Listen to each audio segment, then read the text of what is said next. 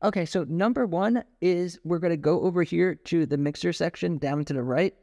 And then we are going to go to our loop section, which is the third one from the left. We're not going to be in narrow mix right now. We're going to get back to that. We're going to go over here to loop section. And now we have manual saved. And then what I want to talk about is the bounce. So in bounce, we have a hidden feature over here. If we go all the way to the left, this little drop-down menu will let us decide if we want to bounce with drums, with like the music, or with the vocals. And then what it's going to do is it's going to bounce what we select, but then keep playing the song. So in order to set this, you choose which one you want. So we're in bounce, drop-down menu, vocals, and then you click it. And then now that it's highlighted in blue, then it's going to do this narrow mix bounce. So this is what it's going to sound like. This is what it sounds like with it off. That's what it sounds like. But if we select this, these two arrows, here's what it's going to do.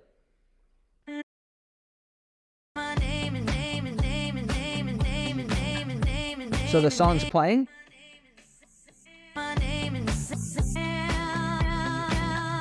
And then it is going to bounce the vocal while the song continues to play. You can make really cool, you could use this for build-ups, you could use this for transition, you could just use it to spice up a track so it's not as boring. And it took me a little while to figure this out, but that's how you do it. You select bounce, you select what you want. So if we wanted to select just the drums, we would go down here to drums, and then now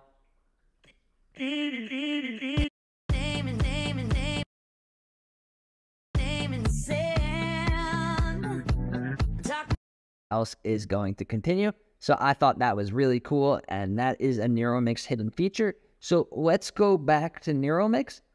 So here is narrow mix. This is the biggest section of narrow mix where we have the most control. Obviously, down here where with this N, we could simply select harmonics. We could make it instrumental if we go to the left, or make it an acapella if we go to the right. And then the drop down, we have more of a layout. We could have it be buttons. So boom, just the instrumental or just the vocals. Or we could change it to percussion or tonal. It's just a different way to separate the different stems within the track. So test it out. I found that just the instrumental and acapellas, it was the easiest one to use.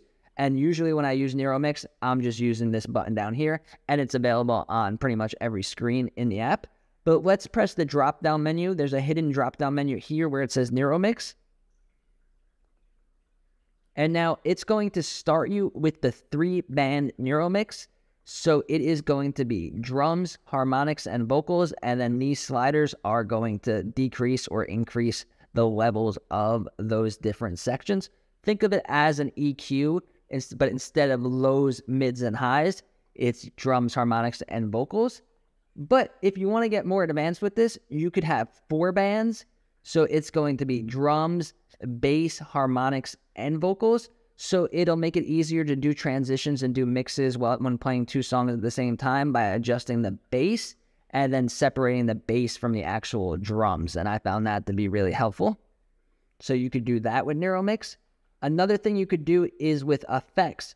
So inside effects, we could choose our effects, and then, so we're going to go from manual to instant, and then now we can open up a drop-down menu.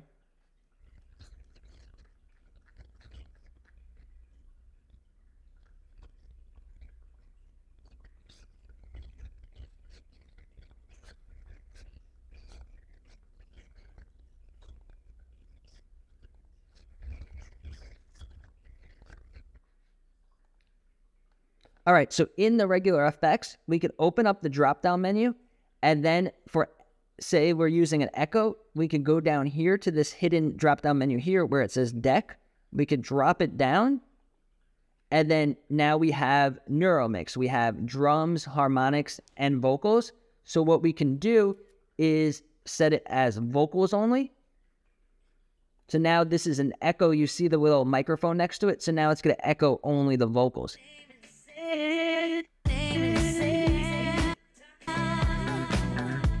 So now it has a echo on the vocal. So I found that to be really cool. You get a little bit more control. So you could set it with either vocals, harmonics, or drums, or deck. Deck is just the regular effects that we're used to. And you could do this with any effect. So if we do reverb, we could select it to be reverb on the vocals. So I found it to be really helpful to be able to isolate where we're doing the effects. It makes it a little bit more exciting, and it makes your effects kind of stand out instead of being the same old, same thing. And then while we're in effects, if we go to select our effects all the way down, I don't think a lot of people scroll all the way down, but if we do scroll all the way down,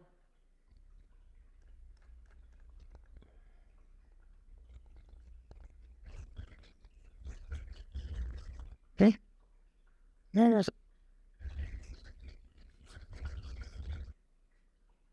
So you have to go to instant and then select, click one of these three dots, and then go all the way down. And here we go. We have the hidden neural mix effects. So this took me a little bit to figure out, so I'm just going to show you again. So we're going to be in instant effects. These are effects, you just press it once and it's instant. And then we have to go to the pencil button here, and then to the three dots.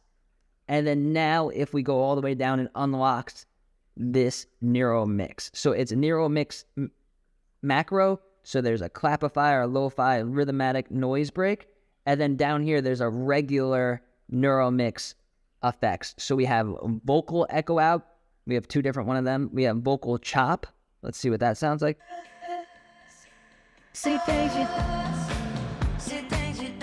I think that sounds really cool. And then let's see what else we can do. You could loop just the drums, or you could juggle the vocals. And I found that to be really cool as well. So I hope you guys use this video and get more creative with your neural mix. It's such a groundbreaking feature, and they keep adding new updates and more updates of stuff that we could do with it. So definitely check out these hidden features and then use them to make your sets more exciting. And if you have any questions about DJing in general, or DJing on the iPad, or anything specific within the Djay Pro AI app, then just send me either a comment or an email. I try to get back to all of the questions as quickly as possible. And if you found value in this video and you like learning about DJing, the future of DJing, DJing with the iPad, and Djay Pro AI, then subscribe to the channel. I make these iPad DJ tutorials several times a week, almost every day. And then also I make short form videos to help you guys learn stuff and entertain you as well. So definitely think about subscribing. And if you found value in this video, then give it a like. It really helps get this video pushed to more people and helps support the channel. So I really appreciate you guys watching, and thanks.